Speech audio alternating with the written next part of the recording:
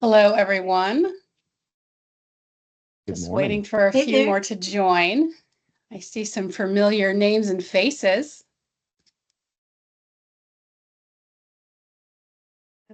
Hey, Hey, Sherry. Kevin. Hello, Sherry. Hey, Daniela. Hi, Sherry. How are How are you? you? Hold on. My ears aren't on. Of course. Hold on. Let me try this again.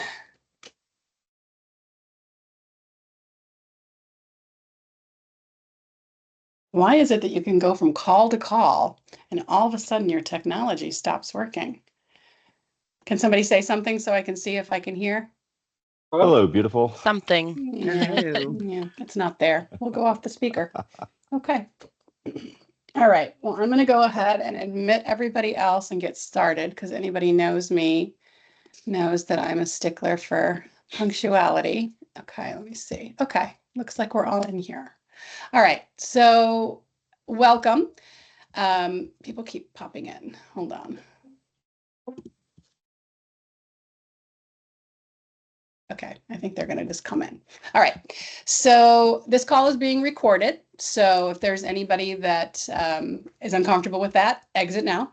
And there will be a recording available afterwards. I know some of you have seen this in different iterations in the past. So thanks for coming back with a refresher because learning new habits takes time and takes practice. And I found that every time I've gone through this myself, I've remembered something else and I wrote the deck. So it takes time to begin to incorporate new processes. And so we'll launch the deck. So I'm going to share my screen here. Hopefully it'll work the right way. Okay, can you guys see my screen and does it look normal? Yes. Okay, excellent. So let me minimize this. All right, good. So let's get started. So we're going to review the 8 tools of influence, which is the art and science behind the art of persuasion. A little bit about me. I think most of you know me, but I'm Sherry Orrell, the founder and CEO of Next Level Catapult, and also a senior advisor at STS Capital. I'm a 4-time CEO. I've been a serial hired gun, and my last endeavor with Next Level Catapult was my first entree into true entrepreneurialism.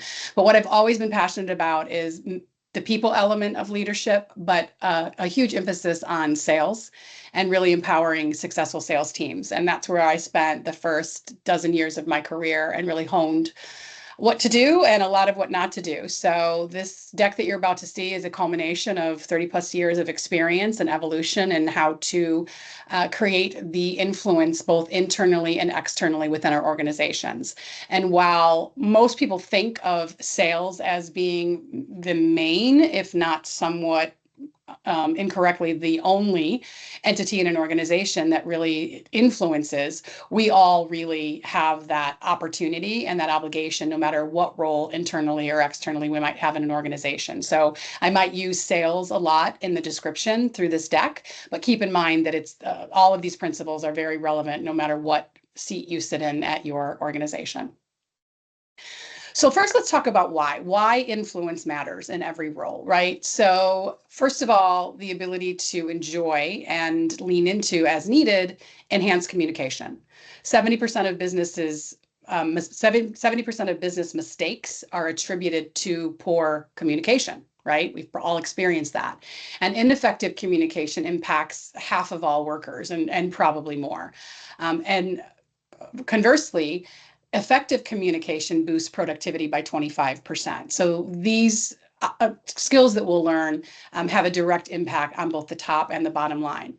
It also allows for increased employment engagement. Employers that receive regular and daily feedback are 3 times more engaged, right? And then highly engaged employees show 21% greater profitability. This has been proven time and time again. And then when it comes to career advancement, 91% of employers rank influence as a critical element of career progression. And persuasive employees are 42% more likely to be seen as high potential, which means your leadership will invest more aggressively in you and your opportunities. And managers rank the ability to influence without the authority, right? Without somebody else saying that it was okay to do something, as one of the number one skill gaps that they're seeing currently in their businesses. So successful professionals really do utilize multiple proven tools. And when I say multiple, we'll review all 8. I find that most of us are comfortable and familiar with a couple of these, 2 or 3 that you'll find yourself nodding your head and saying, yeah, I do that all the time. But I urge you to look into the ones that we review that you don't really put into practice, that you don't understand how to put into practice in your own businesses, because this is going to give you more flexibility to stay relevant when you're trying to move someone along the path to make the decision that you're driving towards, right? So, and it allows you to really create alignment and drive the outcomes, regardless of your role in your company. And this chart really just shows when and where we have the opportunity or should want to influence. And it's in all different stages of the business, right? The obvious one is closing sales, right? But building trust, which usually comes before closing sales, but is involved in every role in any company. Differentiating different options, overcoming resistance and barriers and hesitations, maximizing the potential and the value proposition, creating win-win solutions, and even market expansion. So there are many opportunities and many more. This could go up to 20 or 25 of different ways that we could leverage influence in our daily habits. So I wanted to touch very quickly. Some of you may be familiar with Maslow's hierarchy of needs or Cialdini's theory of influence on the psychology of persuasion. But keep in mind as we go through this that, at the end of the day, we have peers, we have colleagues, we have bosses, we have clients, we have external partners, but they're all humans. That's the normalizer, right? And at the basic level, we all have psychological needs, right? Breathing, food, water.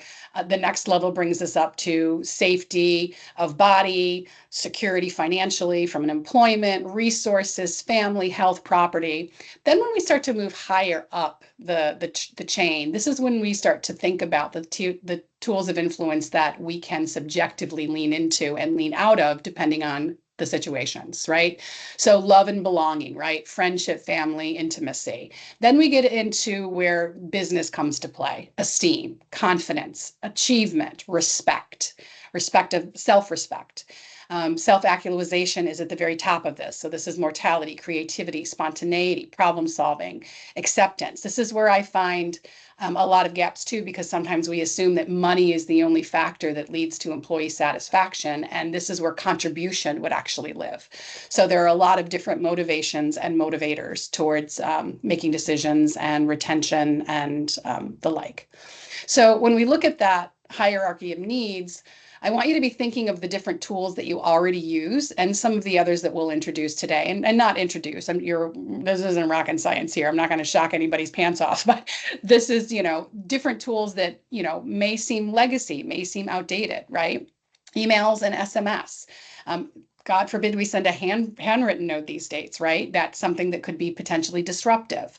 How we go about our presentations and storytelling, what our closing techniques are, when we call, when we email, when we have meetings, when we write proposals. Have we listened enough to make sure that we're identifying the problem and solving it in our proposals? And then the internal and external relationships. These are all opportunities to really think about what are the motivators for the other party, the person on the other side of the conversation. So one of the things that we'll do, sometimes we do this as an interactive session. We're not going to do that today. So please do save your questions for the end, because I am going to leave time.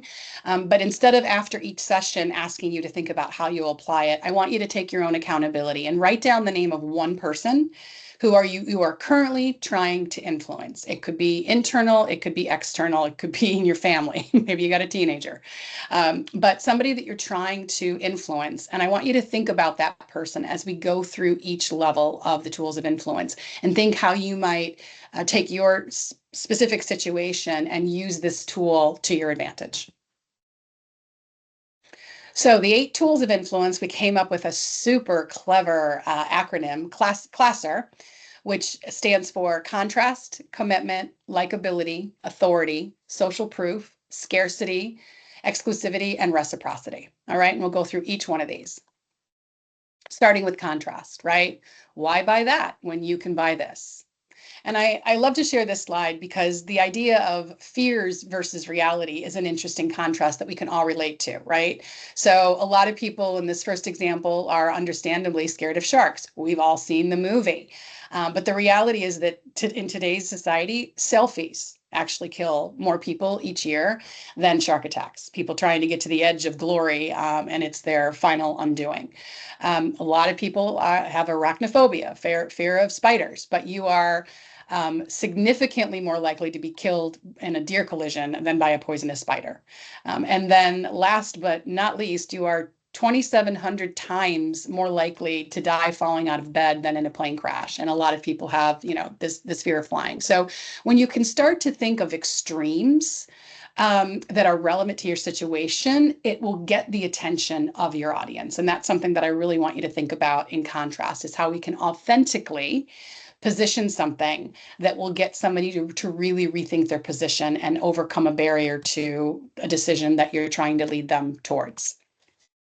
So different ways we can use contrast. First is comparison, right? Highlighting the various solutions, features, benefits, advantages of one way of thinking or one approach versus the other. We can talk about the benefits, really contrasting one approach versus the drawback of alternatives. We can demonstrate value, right? Showing the benefits outweigh the cost. And sometimes the benefits are incremental to the costs, right? There are certain things like for perhaps marketing, could be viewed as a line item expense, or it could be used as a revenue generator, right? And then how you really visually present when there is an opportunity to do so, right? And sometimes we can create infographics that really show the side by side before and after. And anytime you can visually make a point, like I just did a little bit with the fear slide, it'll be a little bit more stickier, right? Typically, data says that any 30-minute presentation, the general audience will remember about 10%. So you really want to make sure that your visual aids, when relevant, are helping you tell that story, which leads to the next one of storytelling, right? In most instances, less is more. So when you can lean into visuals, when you can hit the money shot with your point, which is something we'll talk about, as well as give examples of positive outcomes, that will resonate with most people when they're trying to make a decision. Then there are also the opportunities for upselling and cross-selling, right? Contrasting options to encourage upgrading, buy the subscription versus the one-time purchase, right? Can drive incremental value. Those are examples of using that.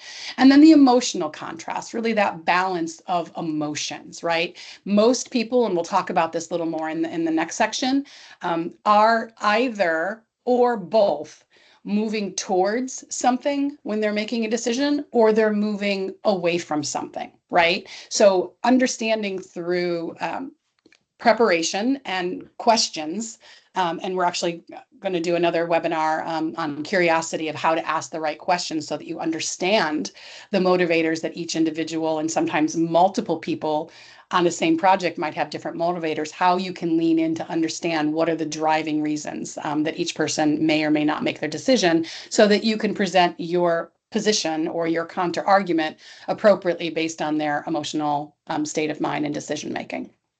Okay, so to create contrast, you start with a level that is above generally what we actually want to commit. This is the essence of basic negotiation, right? Start a little bit higher and then come back and you can show savings. Same thing what we do in this example that I used of a subscription. It's $99 for a one-time purchase or $89 for a subscription, right? So you can see that we've come down, right? It captures the audience's attention because we have juxtaposed opposing ideas, pricing, or benefits.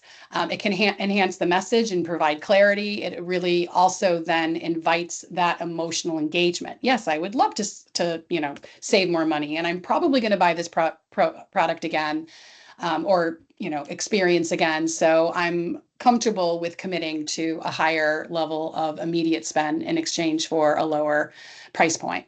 It allows you to differentiate yourself and make your position or your product or your service more memorable, right? Because we are wired to notice differences, right? Not constant. So that's a whole nother explanation, but status quo becomes normal, right? And when something has now been normalized, the only way to get the human brain attention is to provide that contrast. And then, facilities persuasion. So highlighting the differences between where we are now and where we would like to be can really be a strong motivational change agent when we're dealing with decisions. Hey, Sherry, can you give Yes. can you give an example of that? Oh, well, never mind. You're going to that. How we put that into practice. Never mind. I think that was The your next last page. one? Or No, overall? meaning just about creating contrast. I'm trying to understand that more in a different context. Yeah. So, I But- mean, a couple of the examples I get are price contrast, right? Yeah. Contrast could be, I'm thinking of your business, Terry. Contrast is, having to visit the doctor versus being able to treat yourself, right? So there's an emotional reality of wanting and desiring more convenience, lower pricing, more security, more certainty. So any product or service that can provide those things that are generally desirable to people, you contrast whatever their current state is, and then use the appropriate relevant benefits and features that your product or service has that will drive them to that thing. You guys do a beautiful job of this and this probably comes quite naturally to you because you guys really do a really great job with your products and services, because you're the center of your flywheel is the contrast between antibiotics or more natural, right? So this is really part of your DNA.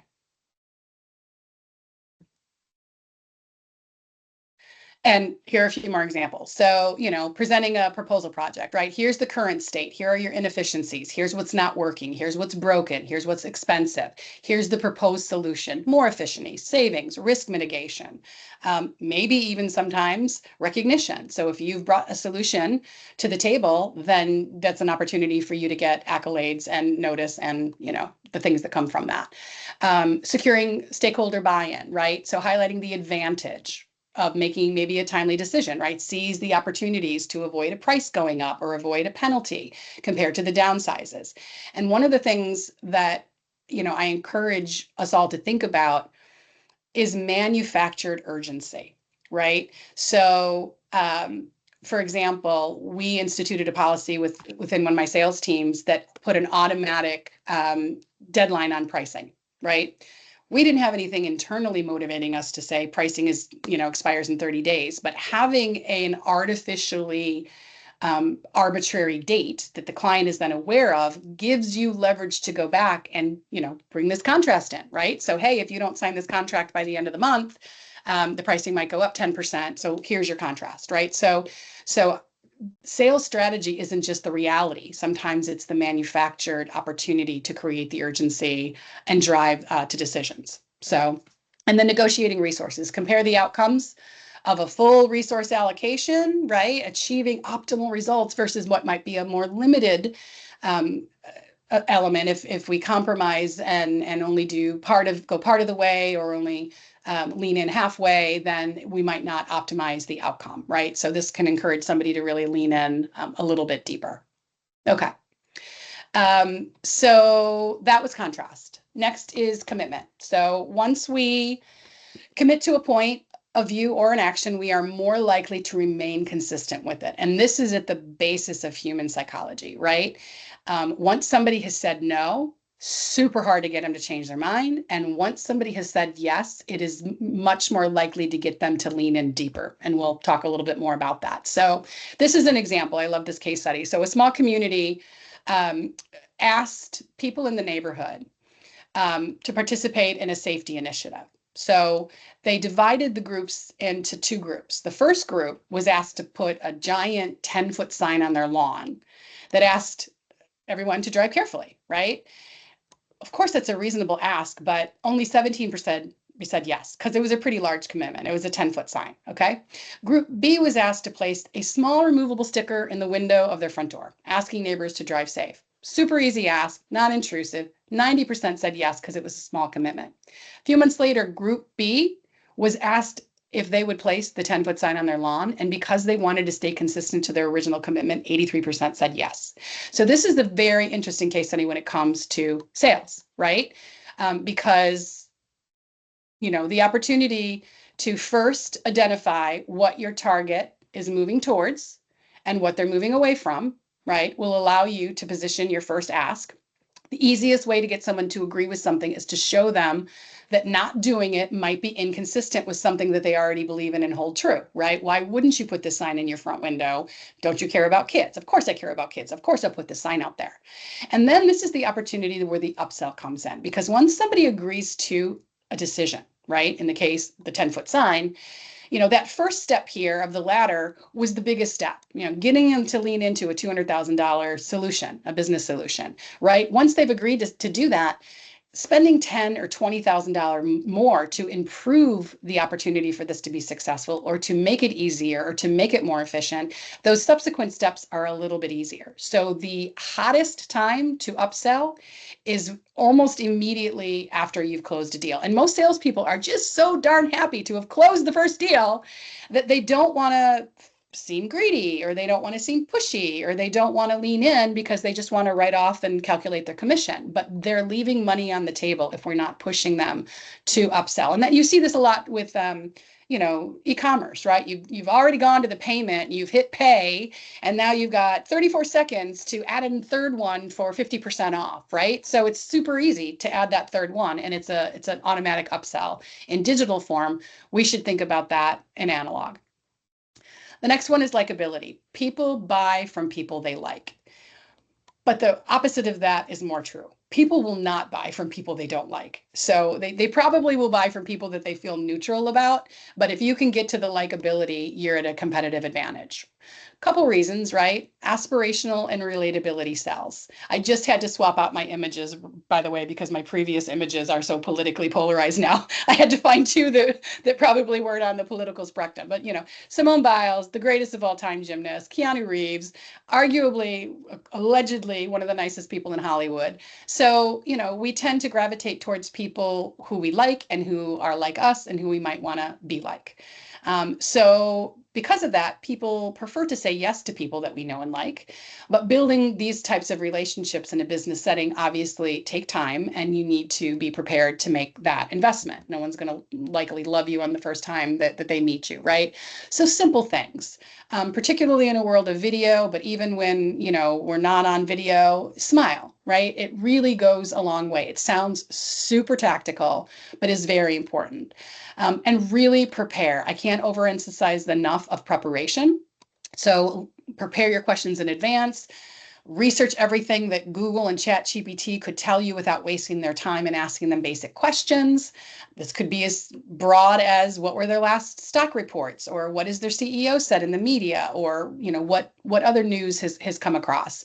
Where have they gone to school? What are their previous jobs? Research LinkedIn. There's a lot of information available so that you could come in super prepared, and then listen.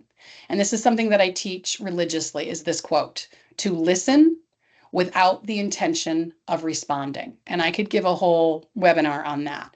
But when you're truly listening, you are much better equipped to hear the need and meet it, right? And as far as I'm concerned, preparation means respect. So sometimes I'll tell people, hey, I spent a couple hours preparing for this meeting, and so I have some questions, right? As soon as somebody has said that to me, I know that I probably need to give them a little bit more consideration and be more present in the meeting. You want to be relatable with authentic common experiences to try to build that likability.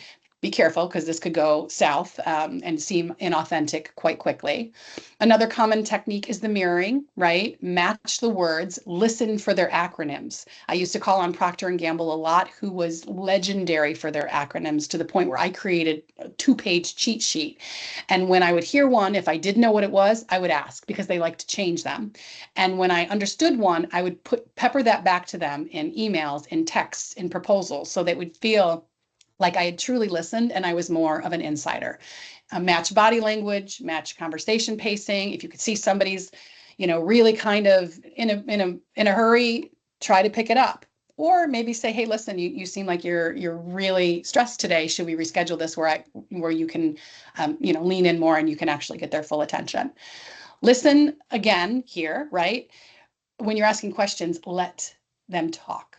People love to talk about themselves. So this is an opportunity for you to be likable, because it's amazing. I've had many conversations where I started off with a question and they've gone on and on for minutes or more.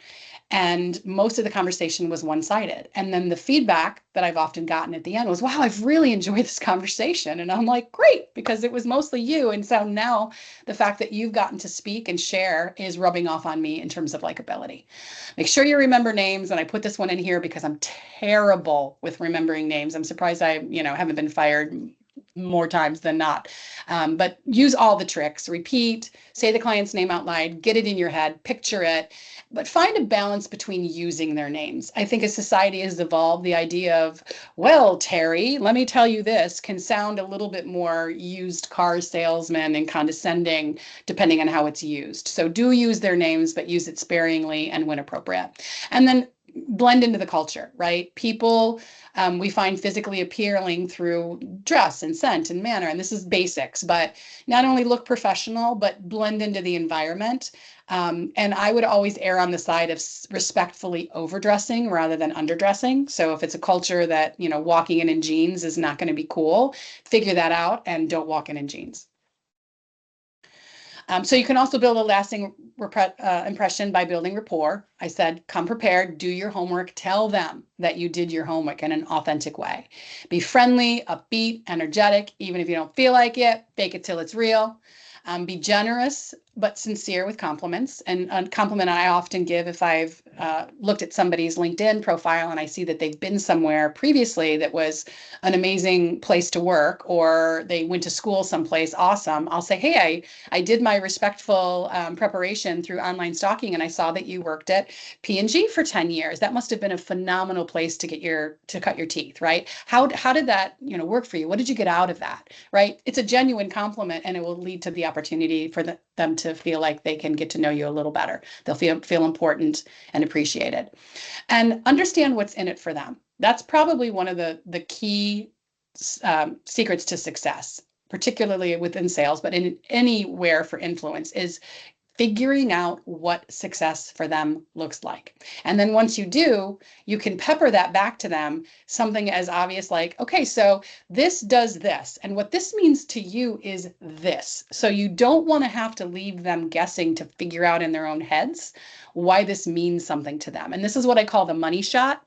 If you're giving, for example, a PowerPoint presentation, every slide should have a money shot. Right? So here's what the slide says, but what this means to you is this, right? So for me, this slide, the money shot is what's in it for them. Moving on, authority. We will do almost anything on the command of authority, and that's a very broad general statement. But people tend to respond to authority, which comes in today's modern recommendations, right? Like, what do you buy on Amazon? Well, you're going to buy the product that's very similar price point that has 2,000 4.5 stars versus the one that has 40, right? There's some safety in numbers. So authority can come from legitimate third-party authority, people, or trusted sources like Cleveland Clinic or Forbes, or, any, a website, Consumer Reports, right? That's also levels of authority. And this is another case study that I think is hilarious on this topic of doing anything on authority. So a security guard at a mall, right?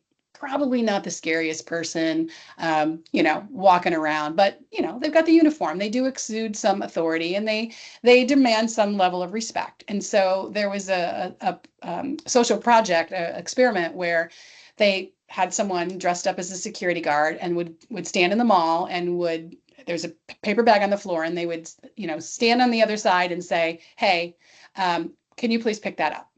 All right. So 45% of the people who had zero authority by this security guard would just comply because it looked like somebody in authority had asked them to do that, right? But the other half of them are like, why are you talking to me? But these are ways for us to get leverage and buy-in, right? So sometimes, hey, I need to have this conversation with my senior manager, or you invite somebody at a higher level from an authority perspective to a call or into a conversation, right? Leveraging third-party departments. So I'll need to lean into finance. I need to get legal or another department to weigh in on this. Press the topics and trends to support your recommendation, right? And even third-party things that are completely outside your organization, if there have been media articles or white papers or case studies, competitive case studies that mirror and recommend your approach, these can all be very useful tools for authority. So here's some examples, but you can be your own authority. We all have LinkedIn. We all have, whatever social media platforms we're most comfortable with, Facebook, Instagram, whatever. The number of people that are doing their own webinars, their own blogs, their own posts. This is an opportunity for you to be credible with your small circle of clients and colleagues and expand that as you go. You don't need a ton of experience to start your own social following. So don't wait and lean on everybody else to do that. Do some of that for yourself as well. Okay, social proof. The idea that everybody's doing it, right? The epitome of FOMO, right? And I love this saying, nothing draws a crowd like a crowd. My husband and I were just traveling through Lower Manhattan about a week ago. It was early on a Saturday morning. And for some reason, some unmarked store had a line at 8 o'clock in the morning around the corner and down the street. And I almost asked him to stop because I wanted to go ask somebody, what are you all waiting in line for? I felt like I was really missing out on something, right? So, however you want to position the ease of decision, right? So when people think that they're the only one or the first one or one of the few, many people will hesitate. They'll let others go try something first, right? They'll wait until there's other successful case studies, right? So the idea of being able to leverage what you have already within your influencing sphere can help you drive some of that social proof. So this can come in a lot of different ways. It can come from referrals, right? Other clients, other customers that are having an amazing experience with you are often willing to say something positive. I also encourage you to do this, to ask for referrals and testimonials within the first 90 days of a new client, because they're probably still on a great high, right? So that's a great time to get a referral, as well as their testimonials. Really being educated on your competitors and what they're doing, particularly respected competitors, and being able to show also can leverage your social proof. So if, this company's doing it and we're doing it, we're doing the same thing, maybe at a cheaper price or with more services, that could help with leverage. Your own internal and external case studies are great social proof, and you should have a bench of those. And you should also know how to spin them selectively in different situations. So there are often case studies that I have that I can position, this is, a great that shows ROI, and this one shows, the ability to drive more customers, right? It's the same case study, but each client might be after a different element of that benefit. So make sure you understand what that need is that they're moving towards or moving away from, and position and reposition your case studies smartly. Market research and benchmarks with norms, data is king, and showing those in smart infographics is important. And then market trends, right? People don't want to be left behind. So helping them understand that certain things might help them keep them ahead of the curve is often a motivator. All right, next we have scarcity. Coming soon for a limited time only, right? We've all seen these, somewhat cheesy, the last days of the McRib, and it only happens once a year, and you can only get certain Starbucks drinks during the holidays, and, act now, deal of the day, right? So that is a motivating factor. People don't want to feel like they've missed out on something, and they'll pay more attention to something that there's some urgency around, which is the example that I gave earlier of pricing deadlines on a proposal or on a decision, right? So figure out what ways to create that scarcity. And generally, people are more motivated by the thought of losing something than the idea of gaining something of equal value, which is kind of crazy if you think about it. So, if they feel like they're going to lose the opportunity if the time goes away, they might act more urgently than if they could gain the benefit as quickly, but they have more time to make the decision. They may never make the decision at all, right? Because the pain of losing is twice psychologically as powerful as the pleasure of gaining. So keep that in mind. And we want to be careful not to be going in with scare tactics and a negative approach all the time, but understanding the psychology of decision making and influence means you can have the advantage of leaning into the loss versus gain conversation. So to continue to make that point, oh, there that guy is, understanding, and these are questions, sometimes you can ask them actually like this or a version of this. So, what are you looking to do? What would you do most anything to avoid with this decision, right? Well, we had this previous supplier, vendor, or partner, and this was a problem, and we're going to get a new partner in here, and I really want to avoid that, right? So knowing what they would do to avoid, and then you can poke at that. Like, what if they missed the opportunity to prove on that situation, right? So what you're saying is you need a new supplier in place by June, or else you're going to run into these same kind of problems again, and you want to avoid that, right? Right. So now they're saying yes. You've got them to say yes. And then you can position yourself as the solution, right? Well, here's the solution. I've heard you. Here's what I recommend you do. And here's how we move forward with urgency so that you avoid that thing that you said you would do anything to avoid. And then the idea of being more motivated by the thought of losing, things like I said, proposal deadlines or project deadlines, emphasizing the consequences of delays, right? The worst place to be when you're a salesperson is the dreaded quote, waiting to hear back from the client, right? All of these tools are designed to keep you in the driver's seat so that you have a reason to go back and gently nudge the client and either get a reality check that this thing ain't never going to go your way and you can move on, or to continuously move the proposal or move the conversation closer to the optimal outcome, right? Another area, limited resources, scarcity, budget, bandwidth. In previous situations, we've successfully and legitimately said, if you want access to our best creative team, they are available right now. We have 3 other RFPs that were in the pipeline right now. If you sign now, we can commit these specific people and this level of talent to your account, right? Leverage that. And then, priority allocation is also important because a delay could result in diverted resources. So getting higher up the food chain of priority by using these tools of influences decreases your chance of you being the one thing that's still left on the back burner when everything else gets decided or funded. Exclusivity. VIP access only, right? Many of us like to be invited, to be included, and to have the special opportunities, right? It makes people want something, right? The few, the proud, the Marines, Black Friday, only good today, bigger and better, right? So the idea that something's exclusive and we're part of that club or in the know is a lever that we could definitely pull. This is a case study from Australia, which I thought was really interesting. So there was a Herefords wanted to sell more cows, and they tested the idea of going to their client base and saying, hey, would you like to place your order? We currently have 10 truckloads available. How many would you like, right? So the typical number was 3, right? When offered that approach, out of the 10, we'll take 3, right?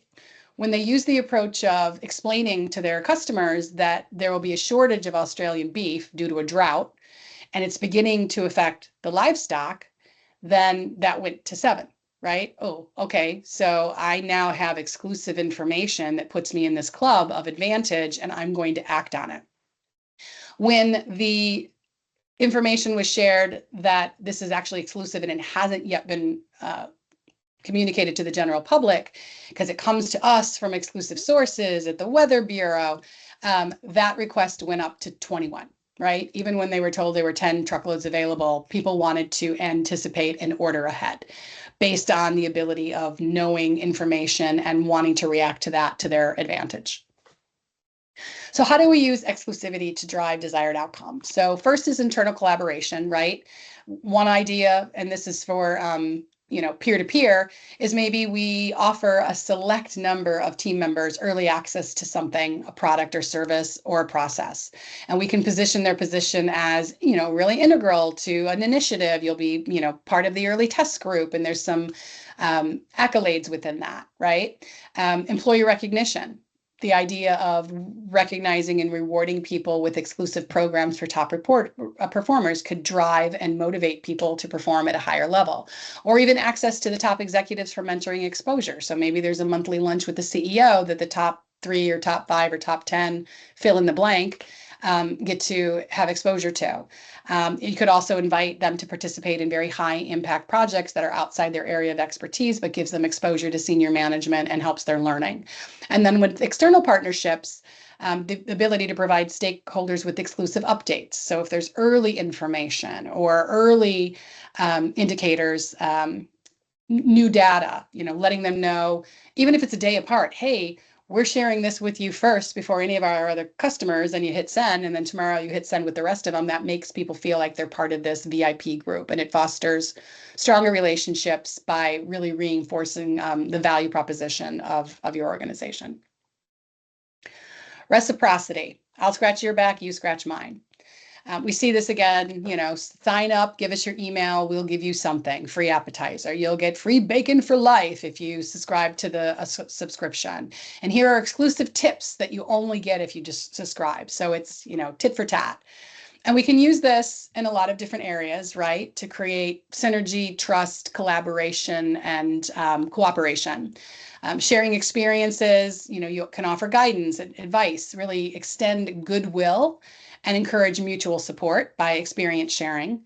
You can provide resources, right? Hey, we'll cover the cost of your ticket. Or one thing I've done successfully at trade shows is to reach out to our clients that we know we're going to be there, and we're going to say, hey, stop by our booth. We have 2 private exclusive meeting areas. So if you're meeting with any of your customers, clients, or vendors and you want a quiet place, come to our booth, right?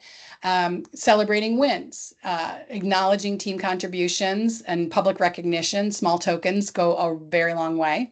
Volunteering to assist colleagues with challenging tasks might get you some reciprocity, and that could return itself to you later. Facilitating opportunities, maybe you're introducing colleagues to valuable connections within your network that can come back to you in a positive way as well. And organizing collaborative events. So maybe you host a cross-departmental meeting or workshop, and you get to selectively invite people that will benefit from that, and then maybe you'll be considered for future opportunities down the road. So that, I know, went fast. I can follow up with the homework slides, but I recommend that you think about, some of your recent emails or communication or presentations, and when you have used some of these tools of influence, and which ones are maybe your go-to, and maybe circle others that you don't feel as comfortable about or you don't know how to lean into as much. Really review the tools.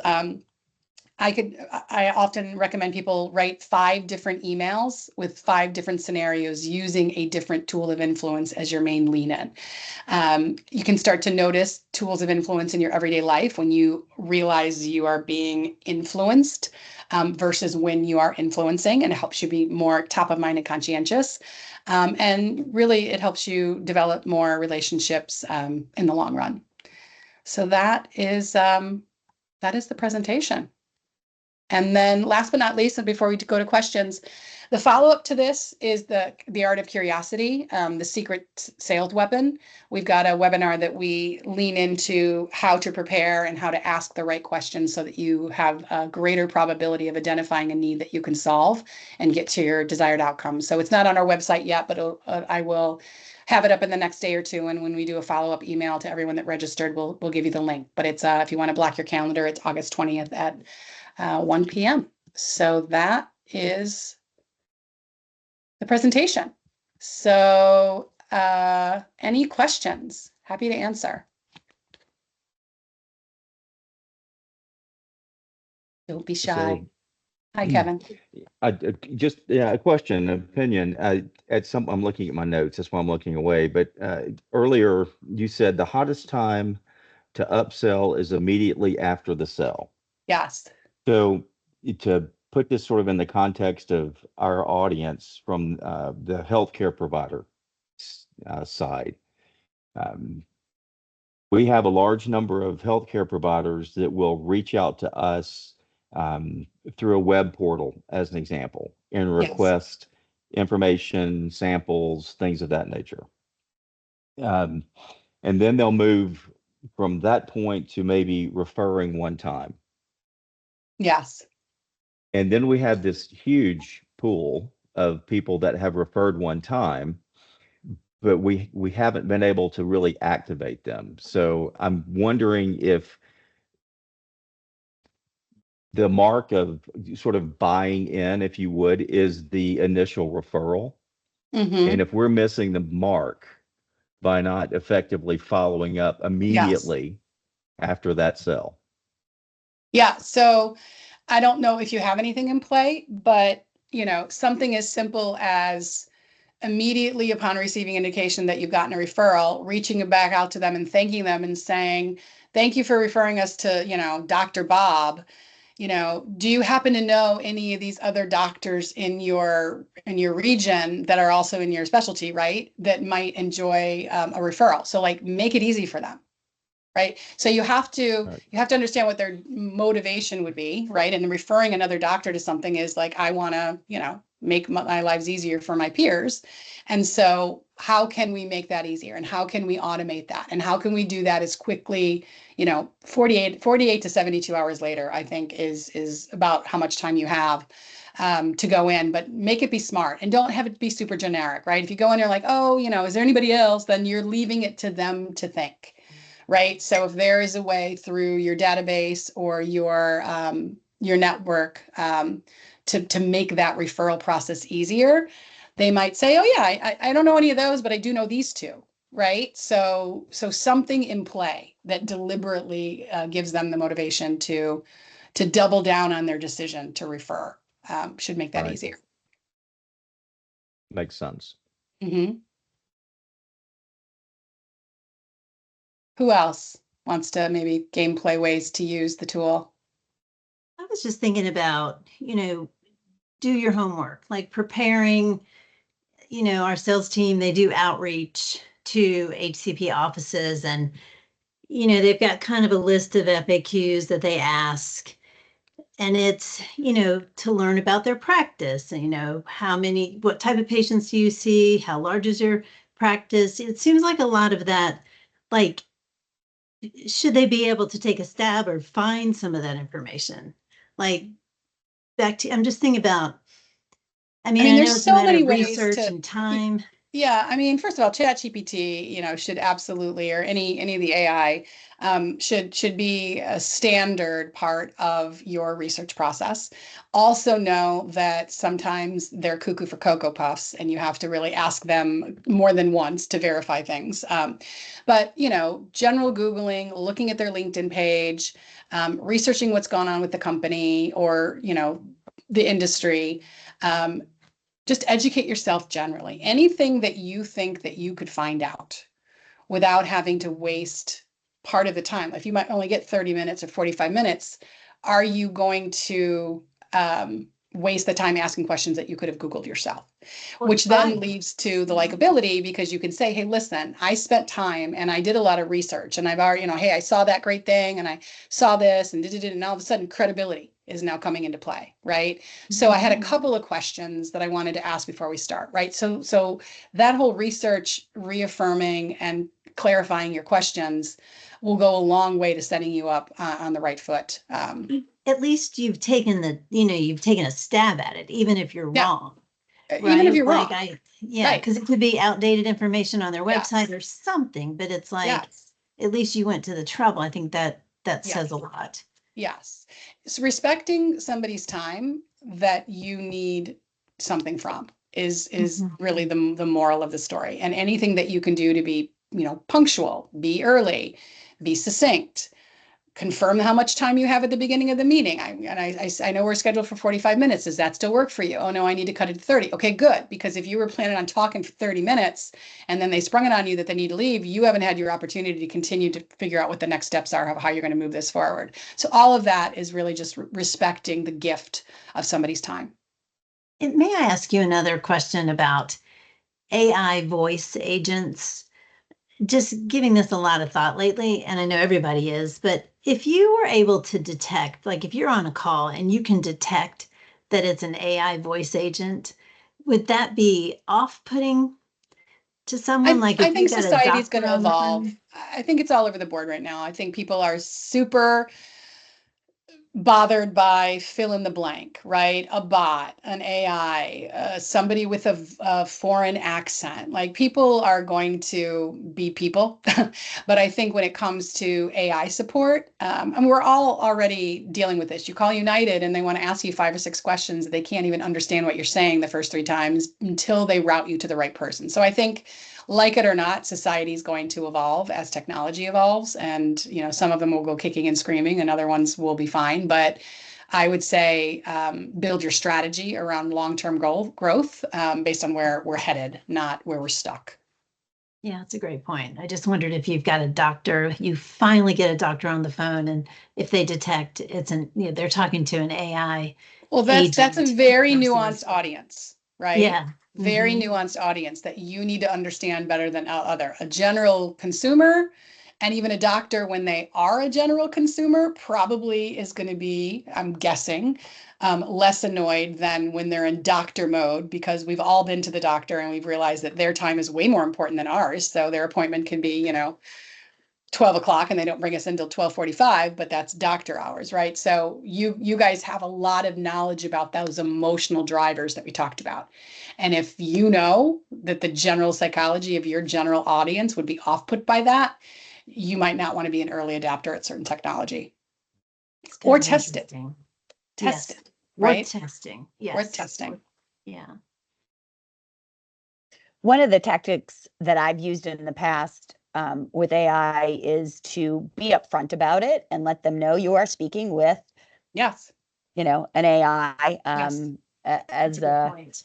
upfront, and then giving them the option if they prefer not to speak with an AI to Yeah. let you know. Yeah, that's super smart. I'm actually rounding the corner of my first book called Willpower Sucks, and I will proudly be giving AI some credit for the co-writing, although my AI, my ghostwriter is very frustrating. But acknowledging that we're all using AI prevents you from being, on the firing, line for that. So I think transparency with any of this is super, super key. That's a good point. Like when you're recording a call or something. Yes. That's a great point. Yeah, exactly. Right. If you don't want to be recorded, hang up. Right. Um, I have a super tactical question if no one else Yeah. does. I don't mean to keep hogging it, but I often see emails that, when you're trying to get a response from a doctor or whoever, and the second email you send is, I didn't hear back from you from my last email, so I just wanted to check in. yes. I think That is that's a very generic poke, very lazy, generic poke. Mhm. What value are you giving? Right. Mhm. So you forward the original email, and what incremental value are you providing? So are you using a tool of influence like scarcity? Say, hey, I know you probably haven't had a chance to use this. I wanted to point out that this proposal's pricing is only good for 2 more weeks. Are you available here, here, and here to reconnect, right? So be proactive, make it easy. Sometimes it could be informational, like, hey, I know you're still in the decision-making process, and maybe you mentioned it might be a month or 2 before you make a decision. In the meanwhile, look at this interesting article, or I came across this, or I had another question, or something you said made me think about this, right? So a generic poke, yes, it bumps something up to the top of somebody's inbox, and sometimes they just forgot, and that's all they need. But going that extra distance because you've poked them 2, you've poked it 3 times, Yeah. now you're just becoming, a nuisance. And what you need to figure out how to do in influencing is how to go from being an interruption to getting someone's attention. Right. That's really what all 8 of these tools are about. How can I go from being an interruption, because newsflash, you probably are, to getting someone's attention, right? And how do I creatively do that? And simply bumping up email to the top by like, have you got a chance to review the proposal, really isn't getting someone's attention. It's it's a nuisance. And adding value. That's the key. No value. Yep. No value. Thank you. Thank you. Who else? Anybody?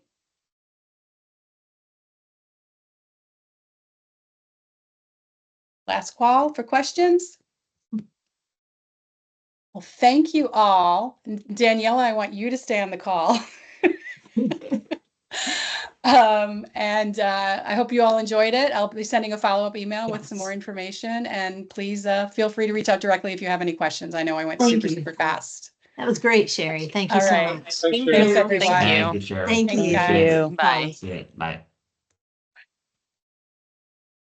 Hello. How How are you? the heck are you? Hold I on, know, I'm good. let me kick off. Let me kick off this person. Hold on, Alyssa. Let me go over to the people. I don't know who Alyssa's note taker is. Go remove. Okay. I'm so excited to see you. How are Yeah, you? thank you. I'm good. I wanted to get on. I don't know if you were doing the webinar or somebody else, but one of your other sales calls, and I had the day wrong, so I